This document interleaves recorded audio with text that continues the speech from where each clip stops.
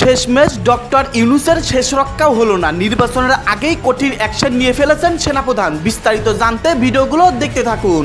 গত 17 মাসে জুলাই আন্দোলনের সেই রং ফিকে হয়ে গেছে।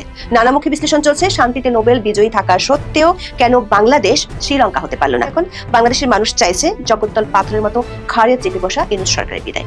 সামনে নির্বাচন, অনির্বাচিত সরকার অধ্যায় শেষে গণতন্ত্রে ফিরবে বাংলাদেশ, সেই আশাই করা হচ্ছে। ঘুরে ফিরে তাহলে কি দাঁড়ালো? মানবাধিকার যেই বিষয়টা নিয়ে শেখ হাসিনার বিরুদ্ধে এত অভিযোগ, এখন তো দেখা যাচ্ছে যে একই রকম অবস্থা।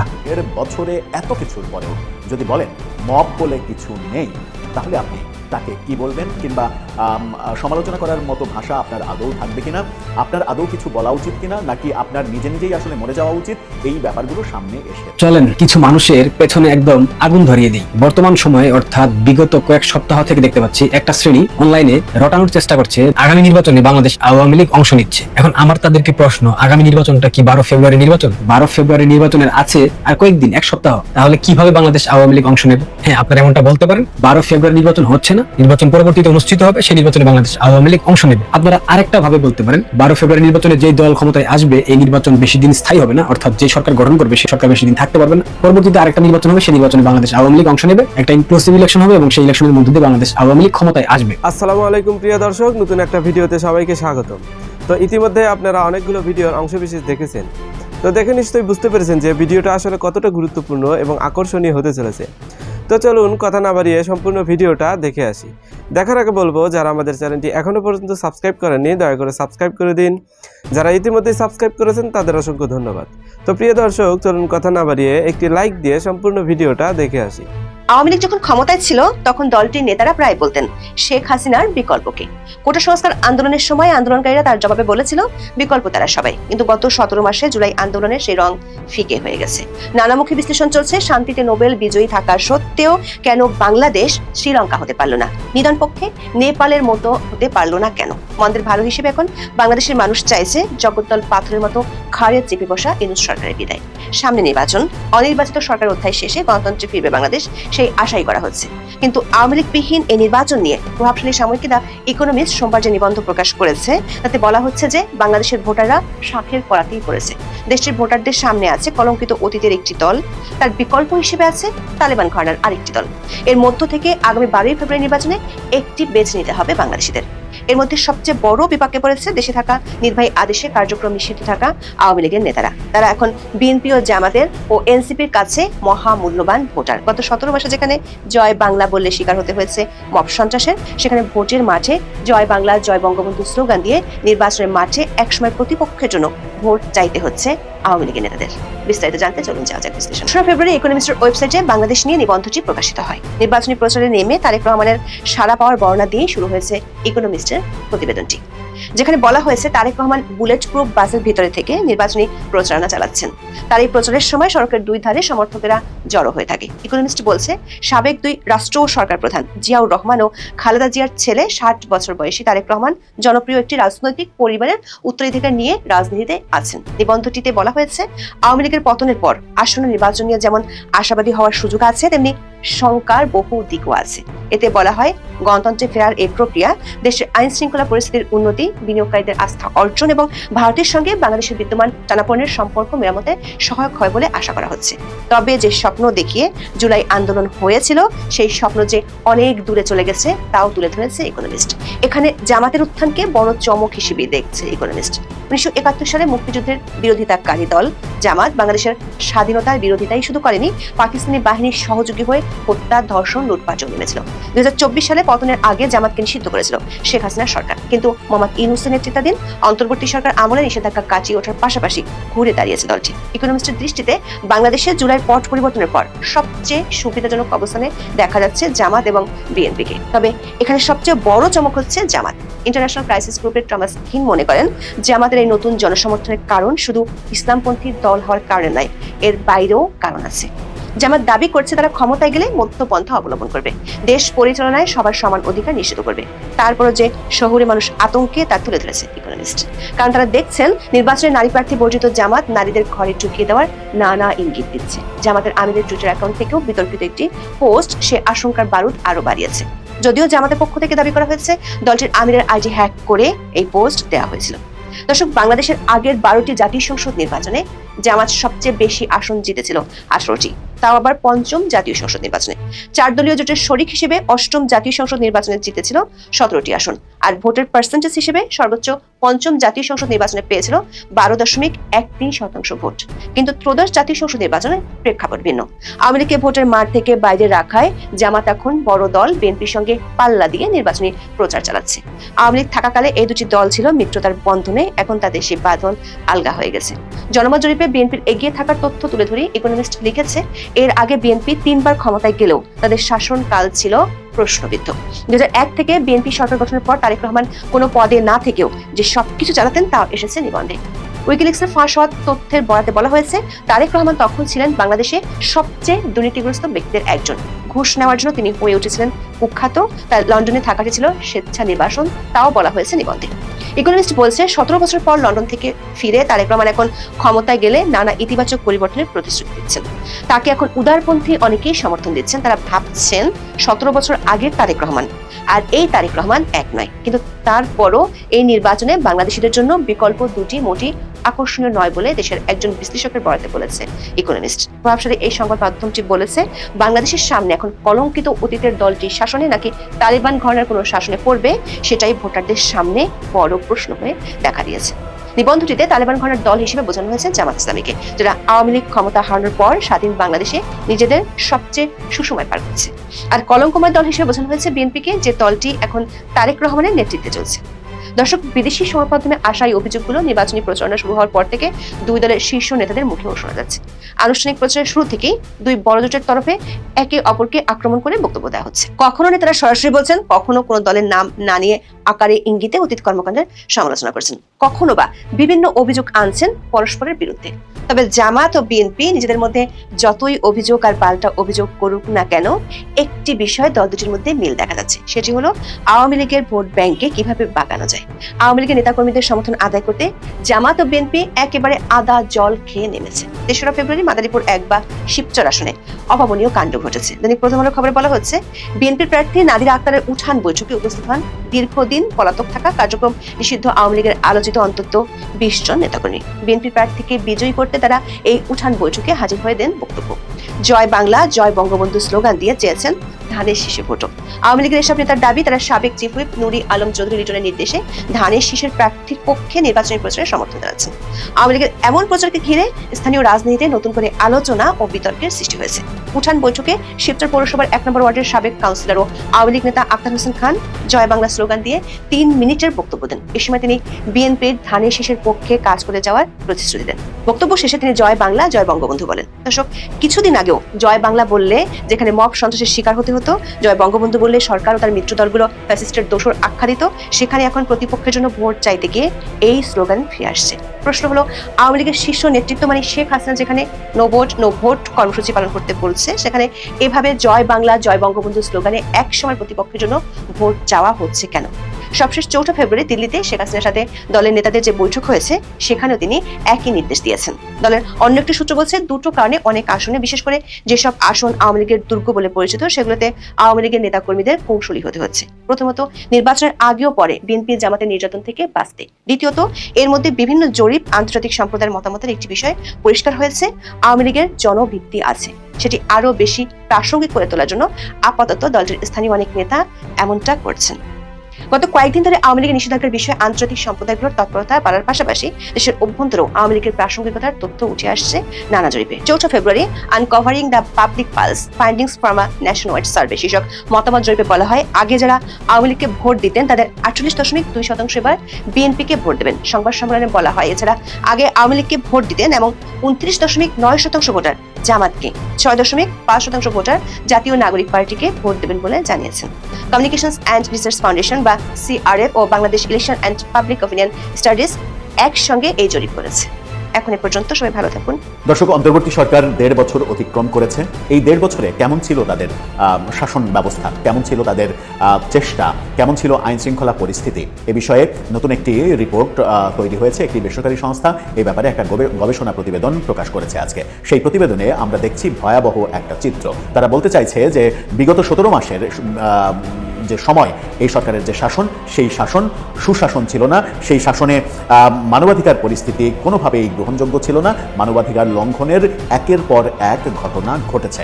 যখন এই সরকারে অনেকগুলো মানবাধিকার কর্মী রয়েছেন, এনজিও কর্মী রয়েছেন, যারা আজীবন মানবাধিকারের সবক দিয়ে দিয়ে জাতিকে ঋদ্ধ করার চেষ্টা করেছেন, সেই মানবাধিকার কর্মীরা এই সরকারে থাকা সত্ত্বেও এই সরকার চরম মানবাধিকার লঙ্ঘনের ঘটনা ঘটিয়েছে, তেমনটা এই রিপোর্টে উঠে এসেছে। কি আসলো রিপোর্টে? কেন এই ধরনের রিপোর্ট উঠে আসলো? পরিসংখ্যানে কি বলা হচ্ছে? কত সংখ্যক এই ঘটনা ঘটেছে? চলুন একটু জেনে দেখি এই ভিডিওতে। থাকবেন পলিটিক্স। দর্শক, বলছিলাম এই সরকারের আমলে গত 1.5 বছরে, বিশেষ করে 17 মাসের কথা বলছে, 17 মাসে আইন শৃঙ্খলা পরিস্থিতির চরম অবনতি এবং মানবাধিকার পরিস্থিতির চরম অবনতির তথ্য উঠে এসেছে একটি গবেষণা প্রতিবেদনে। দৈনিক প্রথম আলো এই তথ্যটা নিশ্চিত করছে। তারা বলছে অন্তর্বর্তী সরকারের 17 মাসে দেশে মানবাধিকার পরিস্থিতি ছিল উদ্বেগজনক। HRSS এর প্রতিবেদনে সেই তথ্য উঠে এসেছে।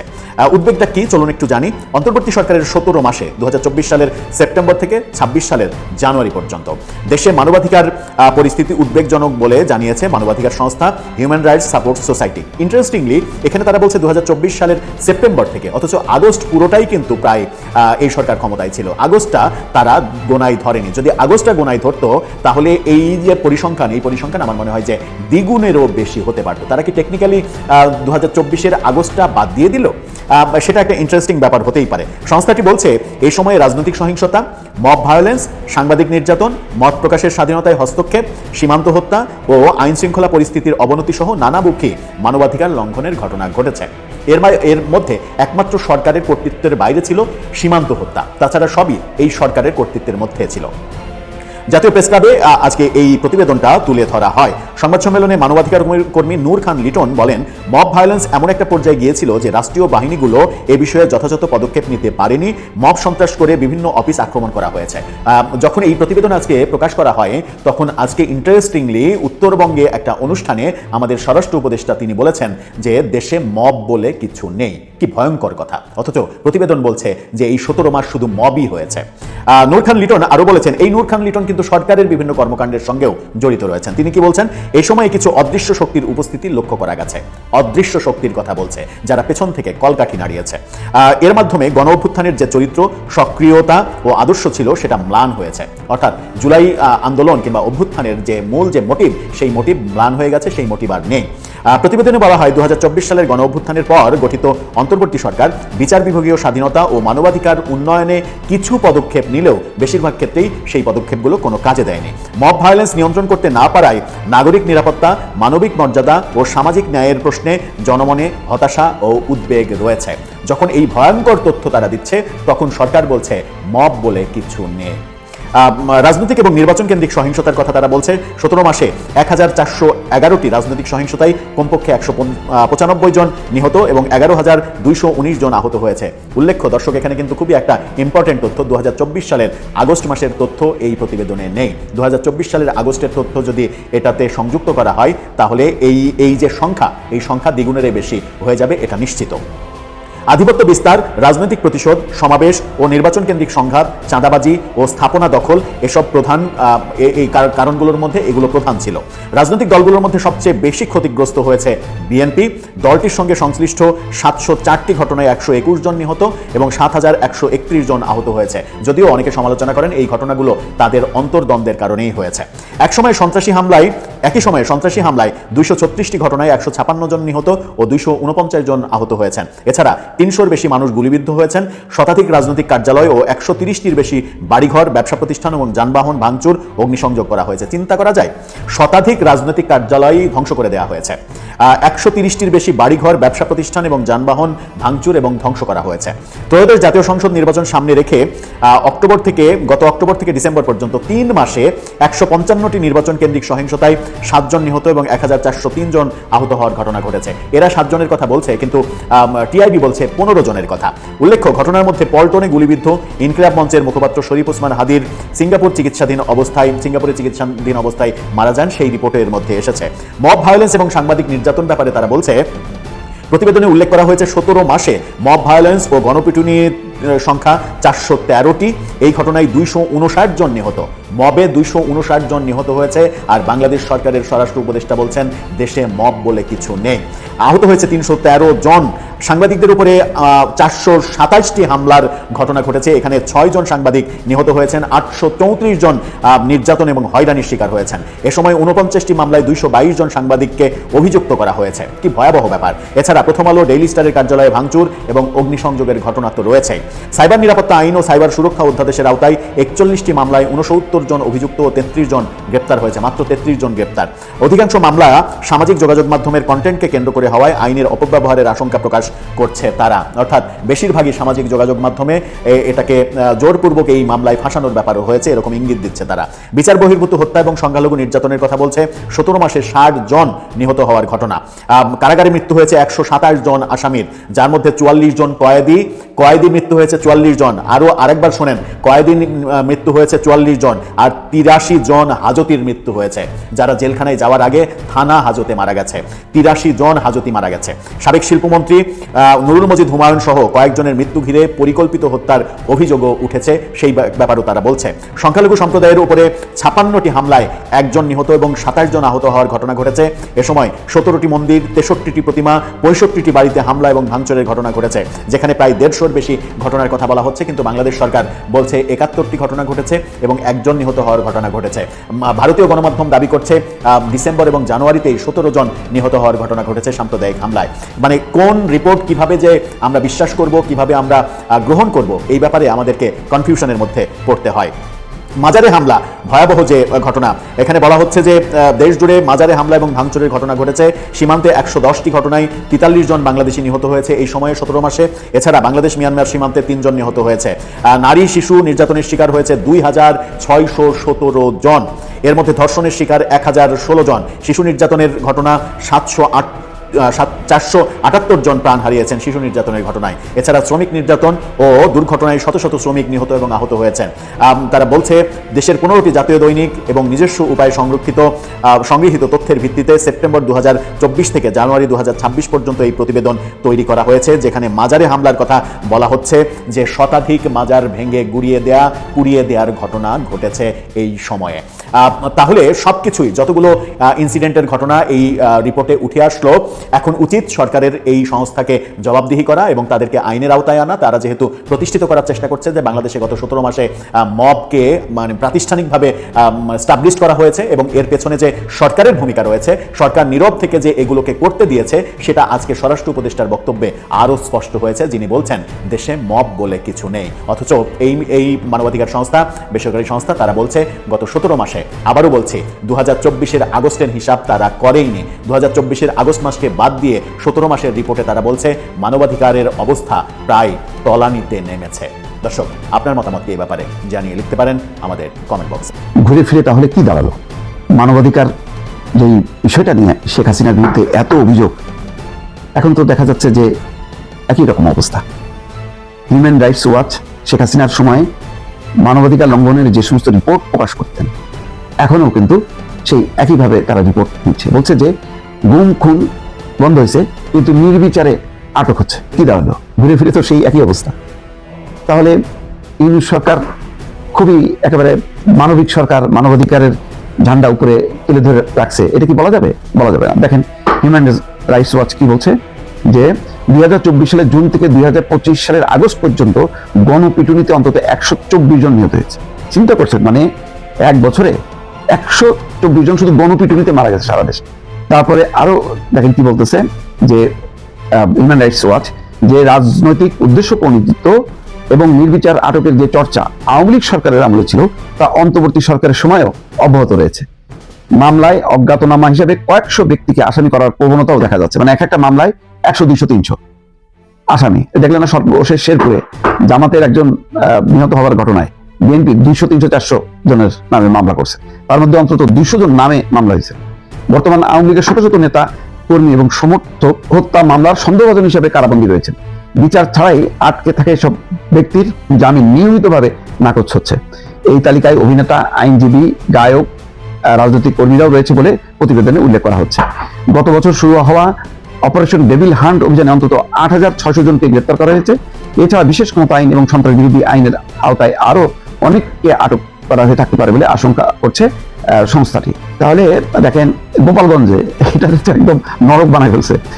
গত 16 জুলাই গোপালগঞ্জে জাতীয় নাগরিক পার্টির সমাবেশের পর নিরাপত্তা বাহিনী এবং নিষিদ্ধ ঘোষিত আওয়ামী লীগ সমর্থকদের মধ্যে সংঘর্ষে 5 জন নিহত হয়।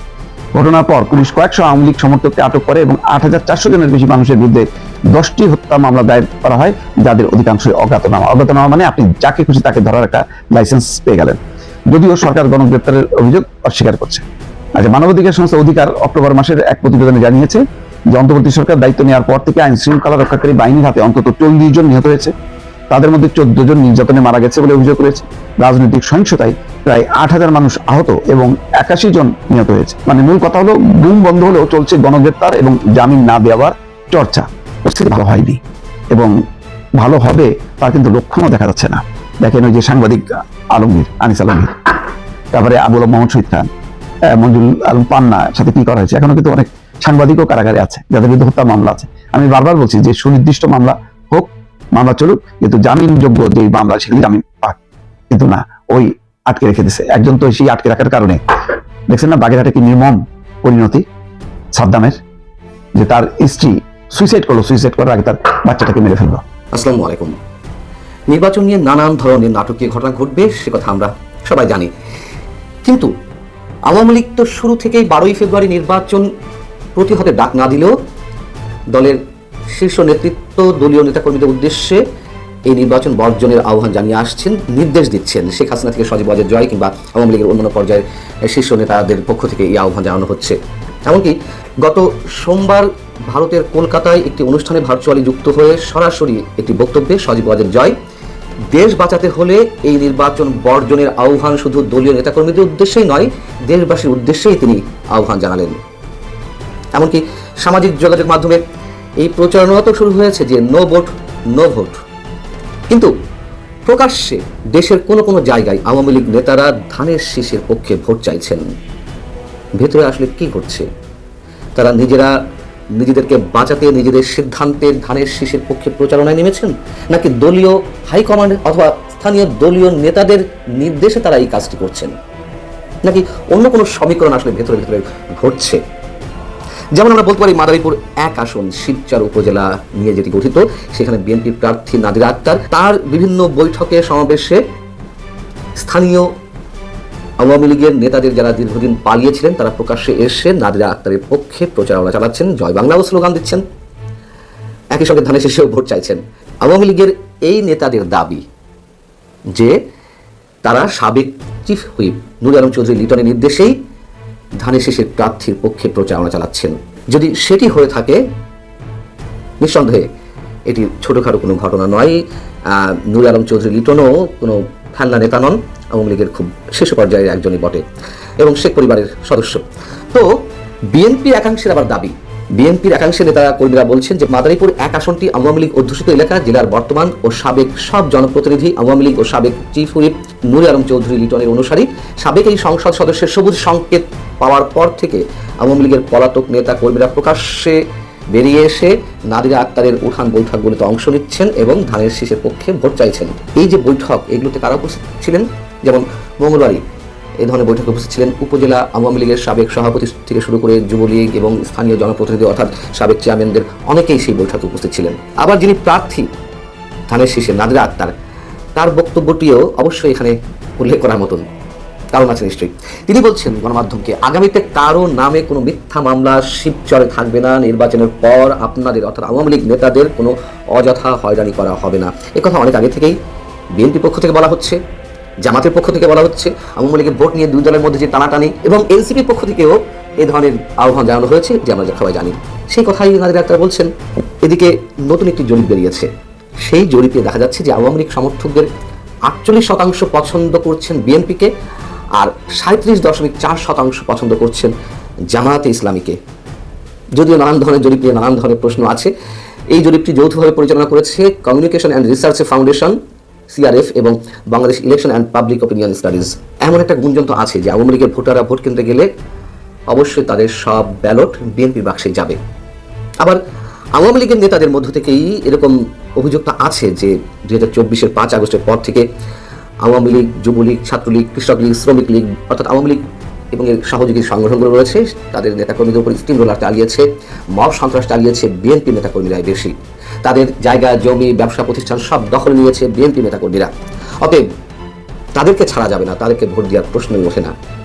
এবং যারা বলছেন, অনেকেরা বলছেন যে বিএনপির উপর প্রতিশোধ নেওয়ার জন্য আবার জামাতকেই তারা ভোট দেবেন, এটি আমার কাছে একেবারে অবিশ্বাস্য মনে হয় যে বিএনপির উপরে এক ধরনের ক্ষোভ থেকে জামাতকে ভোট দেবে, এটি আমার মনে হয় না। তবে হ্যাঁ, স্থানীয় পর্যায়ে ব্যক্তি বিশেষের জায়গা থেকে এরকম হতেই পারে, যারা নির্যাতনের শিকার হয়েছেন তারা সেই ধরনের আক্রোশ মেটানোর জন্য এটি করতেই পারেন, এটি অস্বাভাবিক কিছু না।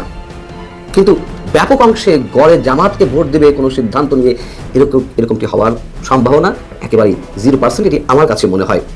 এখন আরেকটি সিমটম আমরা একটু হাজির করতে পারি সমীকরণ মেলানোর জন্য, যে আওয়ামী লীগ সভানেত্রী শেখ হাসিনা থেকে শুরু করে সজীব ওয়াজেদ জয় এবং তারেক রহমান সাম্প্রতিক সময়ে বিভিন্ন গণমাধ্যমে যেই সাক্ষাৎকারগুলো দিয়েছেন বা বিভিন্ন বক্তব্যে তারা যে কথাগুলো বলছেন, সেখানে আমরা দেখতে পাচ্ছি যে এক দল আরেক দলের প্রতি বেশ খানিকটা নমনীয়, তেমন কোনো আক্রমণাত্মক ভঙ্গিতে তেমন কিছু বলছে না, শুধুমাত্র বিরোধিতার জায়গা থেকে যতটুকু না বললেই নয়, একেবারে না বললে মানুষের মধ্যে সন্দেহের সৃষ্টি হতে পারে, ঠিক সেই কথাগুলোই বলা হচ্ছে। বরং যে কথাটি আমি শুরু থেকেই বলে আসছি, এই দেশকে বিশেষ কোনো অশুভ শক্তির হাত থেকে বাঁচাতে আওয়ামী লীগ এবং বিএনপিকেই একসাথে রাজপথে নামতে হবে, আন্দোলন করে তুলতে হবে, সেদিকেই সম্ভবত যাবে। তো এই সব জায়গা থেকে কি সত্যি গোপন কোনো সিদ্ধান্ত নেওয়া হয়েছে আওয়ামী লীগের একেবারে ভেতর থেকে? যেমন আরেকটি সমীকরণ দিই, শেখ হাসিনা এরই মধ্যে একটি সাক্ষাৎকারে বলেছেন যে তিনি আশা করছেন বিএনপি ক্ষমতায় এলে আওয়ামী লীগের উপর থেকে নিষেধাজ্ঞা তুলে নেওয়া হবে। এমন যখন আশাবাদ, তখন তো যদি দলীয়ভাবে এমন কোনো সিদ্ধান্ত নেওয়া হয় যে না, নির্বাচনে যাবে, ভোট কেন্দ্রে যাবে আওয়ামী লীগের ভোটাররা এবং বিএনপির পক্ষে সিল মারবে, এবং একই সঙ্গে আরও যে হিসেবটি তা হচ্ছে গণভোট নিয়ে যে প্রচারণা চালানো হচ্ছে সরকারের পক্ষ থেকে এবং বিশেষ শক্তির পক্ষ থেকে, সেই গণভোটে নাতেই সিল মারা হবে। যদিও আমি বলার চেষ্টা করেছি যে আওয়ামী লীগের ভোটাররা এটি মনে করে শুধুমাত্র নাতে সিল মারার জন্য যদি ভোট কেন্দ্রে যায়, সেক্ষেত্রে সরকারের পক্ষে একটি সুবিধা হবে, কাস্টিংটা বেশি দেখানোর সুযোগ পাওয়া যাবে এবং নির্বাচনের এক ধরনের বৈধতা পুরোপুরি ইউনূস সরকার পাবে। তো যদি সত্যি জামাতকে রুখতে এবং না ভোটে সিল দেওয়ার একটা মানসিকতা থেকে দলীয়ভাবে এই সিদ্ধান্ত নেওয়া হয়, এতে অবাক হওয়ার কিছু থাকবে না। রাজনীতিতে শেষ বলে কিছু নেই, তারপরেও এটিই বোধহয় শেষ নয়, আরও খেলা সামনে আছে, এটুকু বলা যায়। তো প্রিয় দর্শক, আশা করছি সম্পূর্ণ ভিডিওটা মনোযোগ দিয়ে দেখেছেন। তো দেখে কি বুঝলেন, কি জানলেন, আপনাদের গুরুত্বপূর্ণ মতামতগুলো আমাদের কমেন্ট বক্সে জানিয়ে দিন। পারলে ভিডিওটা শেয়ার করে অন্যকে দেখার সুযোগ করে দিন। আবারও বলছি, যারা আমাদের চ্যানেলটি এখনো পর্যন্ত সাবস্ক্রাইব করেননি, দয়া করে সাবস্ক্রাইব করে দিন। যারা ইতিমধ্যেই সাবস্ক্রাইব করে দিয়েছেন